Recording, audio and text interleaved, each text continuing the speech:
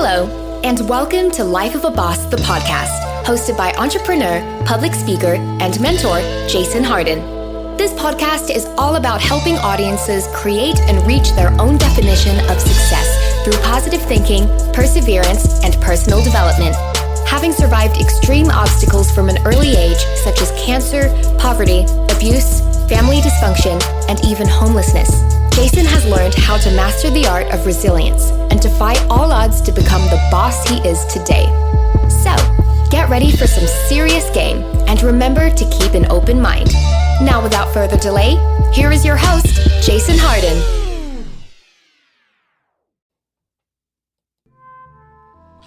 Good day, everyone, and welcome back to another wonderful episode of Life of a Boss, the podcast. My name is Jason Hardin, and as always, I am very thankful to be here. I'd like to give a shout out to a wonderful podcast host, fellow podcast host. Her name is Princess, and she has a podcast called The Best Version of You, and it's an international podcast based out of Ghana.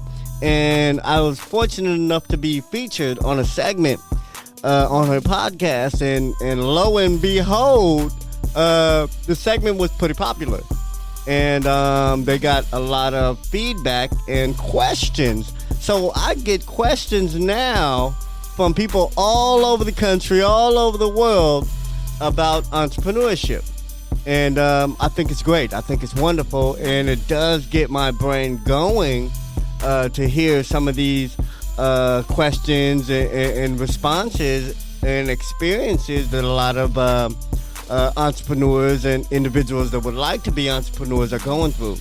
And I love questions because it allows me to get better at what I do, and it helps me want to learn more, you know, and I'm always motivated to learn more. So I appreciate the questions. Keep them coming. And that being said, I wanted to address one of those questions on my show today. And the question was basically, how do you stay resilient? You know, how do you stay a survivor with so much going on and just the wear and tear of life and health and things like that, and society weighing down on you? How do you stay a survivor? You know, and to answer that, I wanted to share my top 3 tips that I perform, my hacks, my tricks, whatever you want to call them, that I practice to stay resilient. You know, and number one, the first and foremost, I am very grateful and appreciative. I make sure that I stay grateful and appreciative, both. You know, grateful, it's one thing. You're happy to have something, or you're grateful to have something. But appreciative is another, man, because I want to show appreciation for the things that I'm grateful for, and they go hand in hand. And I exercise that. I exercise gratitude a lot, and I exercise appreciation because focusing on what I have allows me to not be distracted by what I don't have. See how that works, man? If you focus on what you have access to, what's at your disposal, what you can use, what can help better you, then you won't have a lot of time to be distracted by what you don't have and what you can't do and what you don't have at your disposal and what you can't utilize. And you know, you won't think about the can't so much.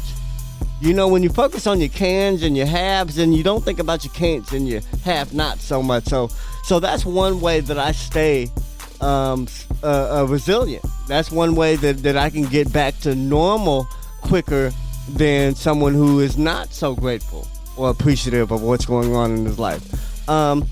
Also, when you're appreciative and grateful, it keeps things in perspective. You know, you can see why other people would appreciate being you. You know, because there's a lot of people that would give their right arm to be you right now. With all your troubles, with all your baggage, with all your problems, with all your faults, with all your flawed characteristics, man, there's somebody out there right now, and I don't mean about just one person. There's a lot of folks out there all over the world that would give their right and left arm probably to be you.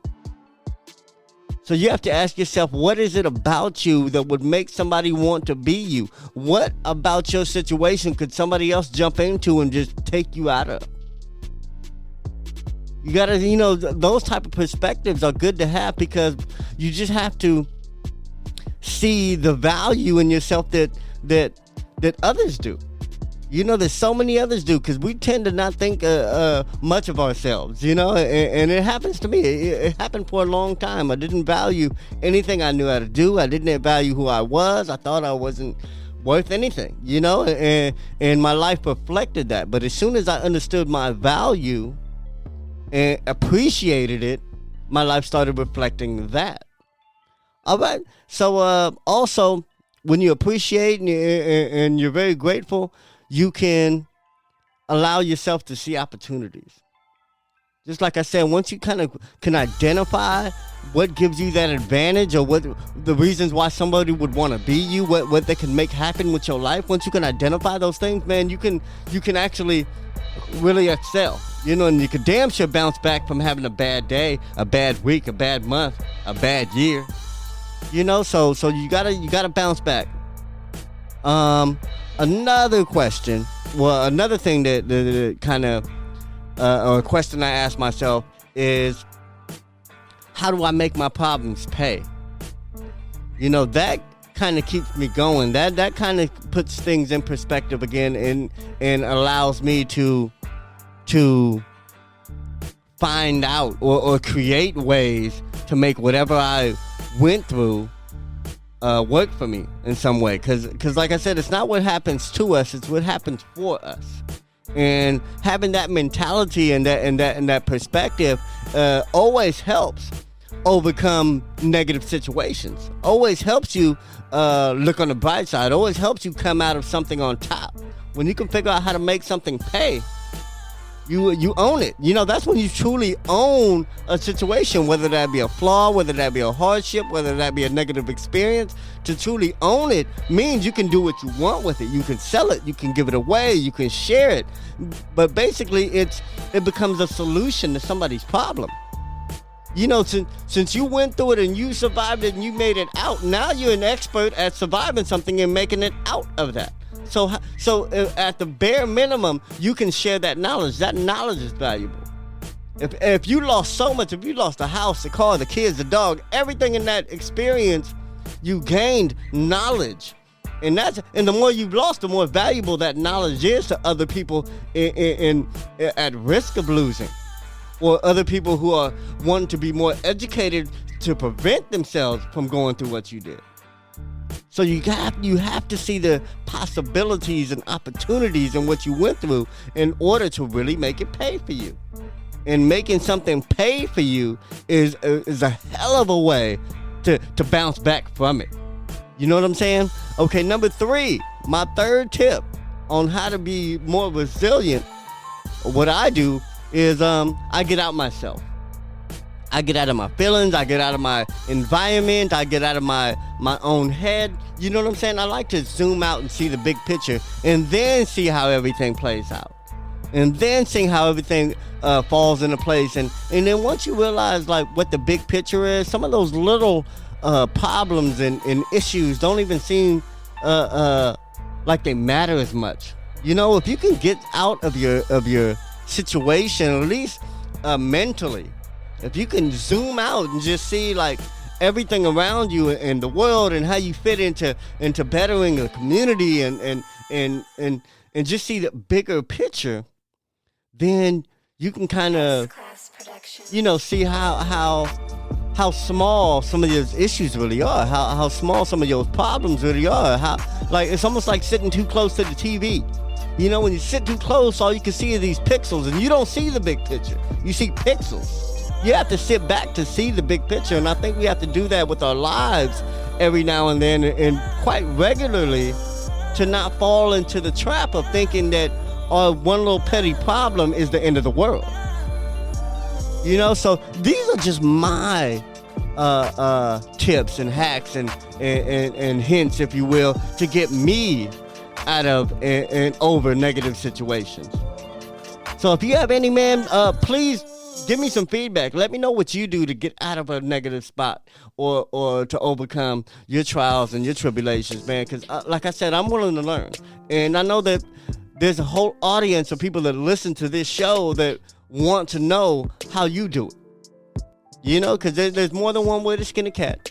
You know, and I don't have the answers to everything. So if you have a tip or a hint or a hack that helps you overcome a negative situation, please let me hear it.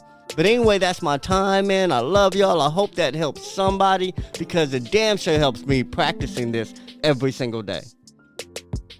You know, this is some boss shit to do. To be honest, flipping your negative situations and capitalizing off issues and problems that you have or that you experience or that even other people experience. You know, finding solutions to other people's problems, whatever it is, man, these are gifts that we give to the world. You know, so you have to dig in yourself and tap into everything you've been through and try to make that a solution, a gift, something you can give to somebody else, something you can sell, something you can write about, something you can create content on to help get you out your situation or help you find yourself in a better place after a negative situation. Anyway, I love y'all, man.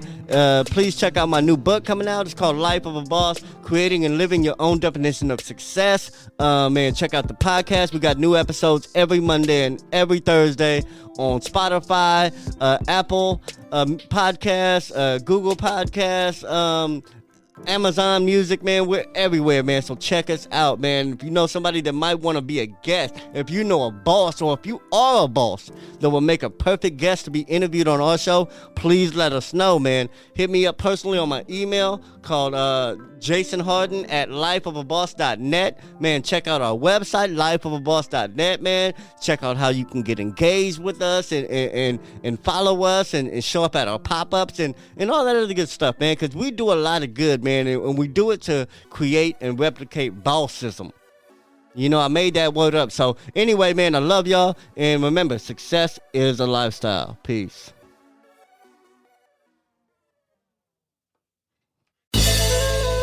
Did anything stand out to you in today's show? If so, let us know. Your questions, comments, and concerns are important to Jason, as he is determined to always deliver to you only the most impactful information and content. Until next time, please subscribe, like, comment, share, and leave a review whenever possible. You may visit lifeofaboss.net for more episodes and great resources to help you become the absolute boss that you were meant to be. You can also follow Jason on Facebook, Instagram, and Twitter at Hardin. Thank you. And to never forget that success is a lifestyle.